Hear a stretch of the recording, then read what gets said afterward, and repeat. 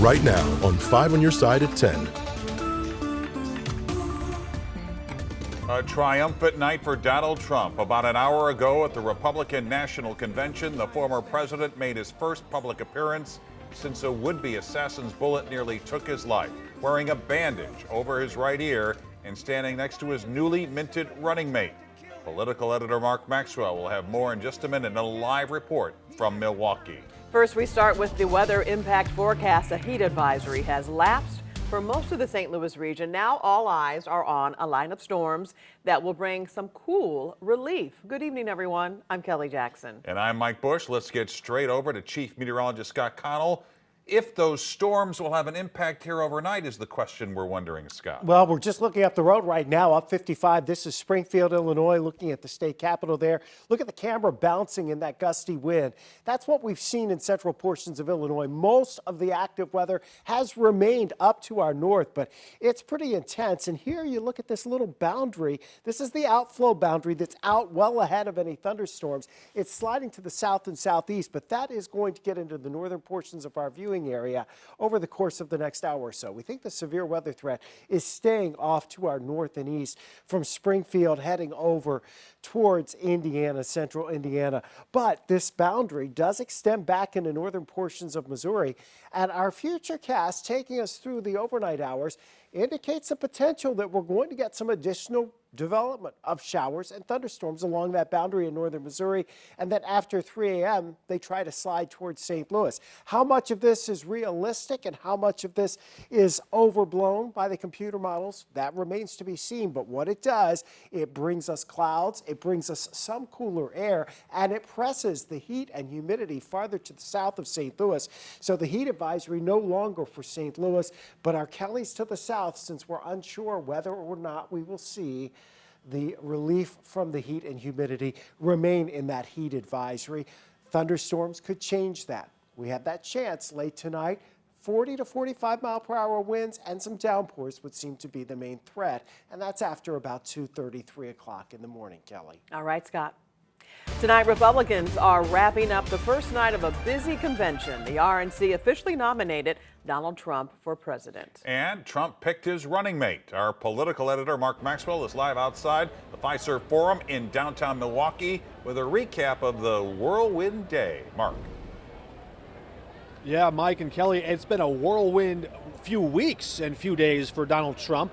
His political fortunes reversing in what seems like an instant. He went from facing a possible prison sentence for felony conviction to the Supreme Court clearing a wide berth for him, then sharing a debate stage with Joe Biden during those blundered moments where Biden stumbled. Now that Trump narrowly escaping the assassin's bullet and that would-be assassin there, all of it leading up to this big roll call of states just hours ago.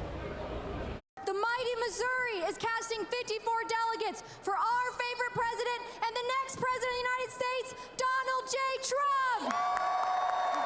Delegates to the Republican National Convention described what they felt nominating Donald Trump to run for president. I mean, once in a lifetime dream come true. Missouri House Republican Mazie Christensen said the GOP is putting its fractured factions back together. I feel like the Republican Party is more unified than ever before. I think we're looking amazing right now, and especially since now we have J.D. Vance as the vice president pick. Trump's new running mate came out on the floor to greet the party faithful.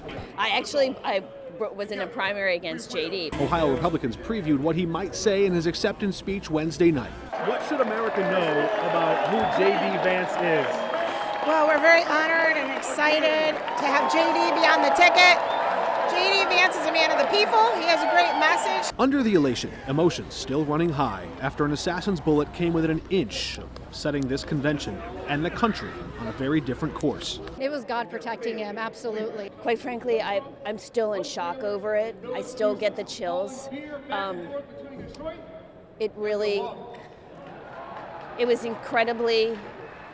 It was a very dangerous moment for our country.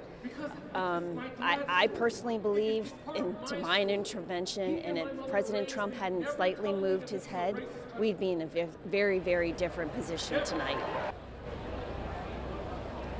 And thousands of Republican delegates are now pouring out of the Fiserv Forum after seeing Donald Trump enter the arena with that bandage over his ear, And the name on their lips tonight is J.D. Vance, the former Trump critic who once called Trump the opioid of the masses, but now the acclaimed author who so eloquently described how substance abuse can hollow out rural American towns.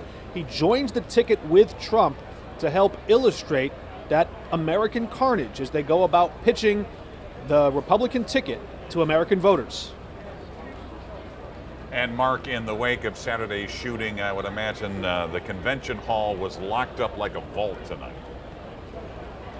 It really is, and the layers of security around this place extend far into surrounding parts of downtown Milwaukee. It's very difficult to get through. Secret Service performing sweeps at every perimeter, going through every bag and every container that even approaches this building. So it's a very safe position here, but again, live in downtown Milwaukee. Mark Maxwell, 5 on your side. All right, thank you, Mark. And Mark will be live at the RNC all week long. You can catch reports on air on KSDK.com and on the 5+ app. He will also be at the Democratic National Convention in Chicago, and that starts August 19th. Tonight, President Joe Biden sat down with NBC Nightly News anchor Lester Holt for an exclusive interview. He asked him about the assassination attempt on the former president's life and the heated language of this campaign, including his comment about putting Trump in the bullseye before Saturday's shooting. It was a mistake to use the word. I didn't say crosshairs. I meant bullseye. I meant focus on him. Focus on what he's doing. Focus on his policies. Focus on the number of lies he told in the debate. Focus. I mean, there's a whole range of things that, look, I'm not the guy that said I want to be a dictator on day one. I'm not the guy that refused to accept the outcome of the election. President Biden says he had a cordial conversation with President Trump Saturday night and told him he was in his prayers. An update tonight on an effort to get more businesses to open up shop in downtown St. Louis. Earlier this year, city and community leaders announced new financial incentives to lure retailers in. New tonight, 5 on your side's Brent Solomon is live downtown with more from one business that's taking advantage. Brent? You know, Kelly, I'm told as soon as word got out about that money, a couple dozen business owners actually stepped up. We're talking $350,000 here. And tonight, I'm catching up with one of the businesses that's now claiming a piece of the pie. Ask just about anyone taking a stroll downtown, you'll likely hear much of the same. Be nice to see parts of St. Louis downtown be revived. That's what the folks at the St. Louis Development Corporation and Greater STL Inc. are working to do. I just feel like we've got a lot of momentum right now. Kurt Weigel with the latter group says as soon as they announce financial incentives to retain current downtown businesses and to attract new ones. Within the first few weeks, we had over 40 responses. This is going to be our bar. Javia Gilliam Sanford and her husband were among them. You may know them for their mobile bartending business, Poor Decisions. Now they're opening a brick-and-mortar location here on Washington Avenue. No TVs back here, just you, your bartender, like a bar was intended. It will be called The Passport, a travel and vintage-themed establishment with ties to home. You may know in St. Louis as kids, we used to put our peppermints in our pickles. So you'll see a dirty martini with a peppermint-infused gin, a pickle brine, a little Lillet Blanc, something that makes us feel like St. Louis, and our part of St. Louis where we grew up. The company is the first grant recipient to be announced, winning $15,000 to open up shop. Organizers say this is an ongoing effort, and while other businesses are in the process of being awarded, others can still apply. People will come to these retailers, to these restaurants, because that's why people go to cities in the first place. Downtown's coming alive. We do really want to be part of that heartbeat. Now, this grant also helps businesses who are already downtown to improve their facade, greenery, furniture, you name it. To find that application, just visit the As Seen on TV section of KSDK.com. Live downtown, Brent Solomon, back to you. Tonight, Berkeley police are looking for these 3 men wanted for an armed carjacking. It happened early Saturday morning near the city pool. Investigators say the trio was armed with a semi-automatic pistol and forced a driver out of their Mercedes E350. If you recognize these suspects, you can call Berkeley Police. That number is 314-524-3311. It has been nearly 34 years since Ivan Browning's prediction of a massive earthquake along the New Madrid Fault on December 3rd, 1990. The false forecast rattled nerves and had many in the St. Louis region preparing for the big one. So what if an 8.4 magnitude earthquake hits St. Louis? This week, local first responders are working with federal partners and the National Guard to put their response to the test. New tonight, Laura Barcheski got to see the action up close. Laura? I did, Mike and Kelly. This is the first of 3 days of training, so you'll be seeing those Army vehicles and helicopters around downtown and even out in St. Charles County until the end of the day Wednesday. Earthquakes are just one of many types of disasters our first responders have to prepare for as both Missouri and Illinois sit along the New Madrid Fault. Certainly the makeup of our city and the metropolitan area as a whole does present us with a lot of opportunities for damage, the need for assessment. We're known for our brick structures.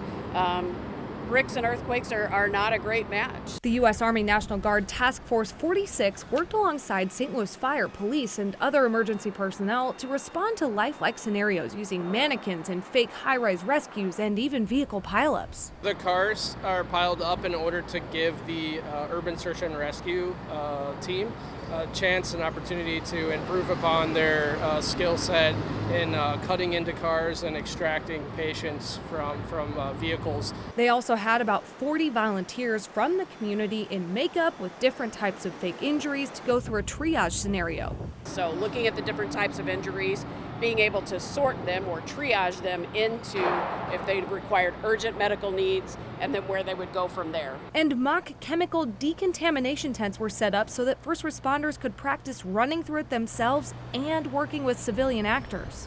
For this specific scenario, there was a rail car or a series of rail cars that were damaged because of the earthquake, and they released vinyl chloride or some nasty chemicals into the area. St. Louis Emergency Management Commissioner Sarah Russell says doing this kind of training prepares them to keep St. Louisans safe. We get to practice locally and even with some of our state partners on a regular basis, but it's less frequent that we're able to partner and exercise and train alongside of our federal partners. Tomorrow they'll be working downtown again near Busch Stadium, and they'll also be working on the Mississippi River in St. Charles to assemble a temporary bridge. So if you see mannequins, Army vehicles, and other activity on the river, don't panic. It's all part of the drill. They're knockoff drugs promising to help you keep the weight off. But are these injections safe? We verify. He got in the starting blocks in St. Louis. Now he's going for gold in Paris. I just feel so blessed and grateful and thankful and just excited. The hurdle tonight for a local Olympian hoping to bring his cheering section with him to the City of Lights. Tracking relief from the heat. That relief comes with a thunderstorm chance for some of us by daybreak. Why there'll be more than one round of showers and storms for most of us.